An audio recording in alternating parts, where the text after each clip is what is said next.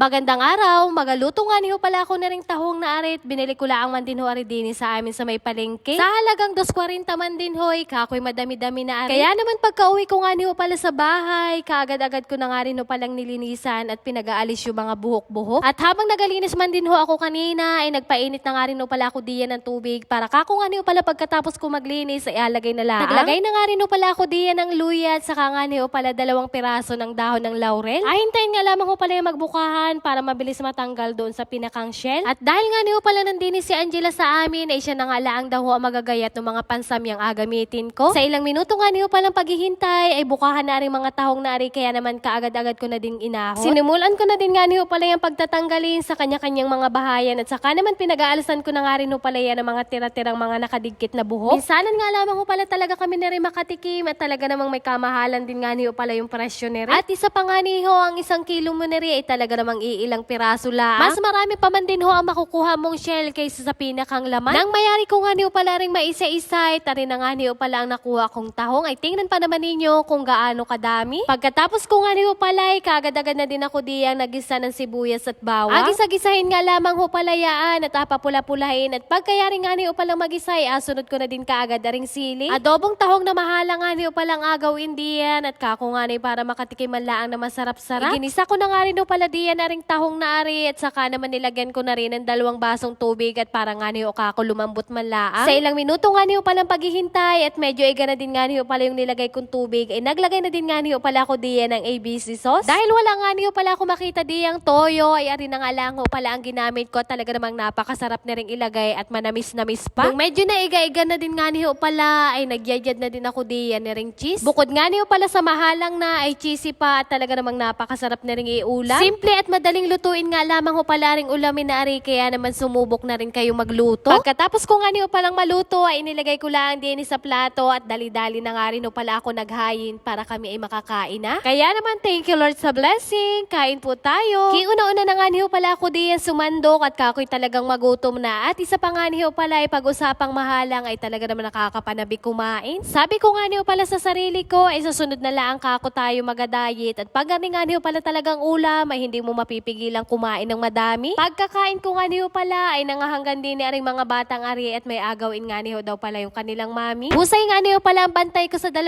munsing na ari, ay ba't mamalay-malay naman ako kay Ate Kiona ay nagalipistikan at nakaharap pa sa may salamin. Pulang-pula man din ho ang uso at pati naman may mata ay talaga namang alagyan din ng lipstick. Kako man din ho pag hindi ka naman talaga tinamaan na magaling at bali man din ho tuktukan ng 2 beses. Pero hindi ko naman ho yun ginawa at kako man din ho ay aligo na lang yan ng ilang beses at matatanggal din yun. Kinahaponan naman hoy, ako'y nautusan ni Mama na bumili nga niyo pala ng panturok namin sa baboy. Tingnan pa naman ninyo at tudok yabi sa akin si Ate Kiona at maigi na nga lamang ho pala at mabilis lang ang tanggalin yung lipstick, kaya naman nakapustura na din kaagad. Pero dahil nga niyo pala ayaw pasamahin sa akin si Kiona, ay kasama man din ho ari sa gayak pero hindi naman ka ako kasama sa paglakad. Niliwaliw ko muna nga niyo pala yan habang ako hindi pa nalakad at saka naman nga niyo pala ako nagtago sa may likod ng pinto para matakasan ko. Nagbiyahe na nga rin ho pala ako diyan ng ilang minuto at dini na nga niyo pala ako nagdiretso sa may bilihan ng panturok sa baboy. Dahil bagong anak nga niyo pala yung aming inahing baboy, ay magaturok nga niyo daw pala si tate at mama nung aming mga biik. Dini naman ho sa may inabilhan ko ay nakita nga ni pala ako ni na kuya na nagabidyo, ay sabi nga ni pala sa akin ay magapawash out daw sila. Kako nga niyo pala sa kanila ay humarap dini, ay ba't naman pahiya-hiya ano na rin sinati yung ari. At pagkabigay nga niyo pala sa akin ni kuya ring aking binili, ay dini na nga rin ho pala ako nagdiretso sa meriendahan. Kako nga niyo pala ay nandini na din lang ako sa bayan, ay madayo na din lang ako ng merienda. Tuwing nakakapabayan nga niyo pala ako, ay dini nga ni pala ako nadayo ng pag-iihaw at talaga namang napakasarap nga niyo pala nung kanilang inaluto at isa pa ay walang kaamoy-amoy. Di nga niyo pala tulad dun sa iba kong nabibilhan at talaga namang malalasahan mo yung pait na dapat mong malasahan. At isa pa nga niyo palang nagustuhan ko dini ay yung kanilang napakasarap na sausawang suka. Kulang na lamang man din yung inumin at tuwing mabili man din ako dini ay talaga namang higup-higup ko at anong pagkakasarap nga niyo pala ng pagkakatimpla. Panay nga niyo pala ang tanong sa akin nung aking kasama kung ako'y busog na daw. At kung hindi pa nga ni daw ho ay abilhan niya ako na rin mga tusok-tusok na ari. Ay kako naman nga ni ho ay sige at masama man din naman hong tanggihan ang grasya. Ano na yun? Ay siya hanggang din na lamang muna ho at tuloy-tuloy ko muna ring aking pagkain. At yun lamang for today's video. Maraming salamat sa inyong panonood. God bless.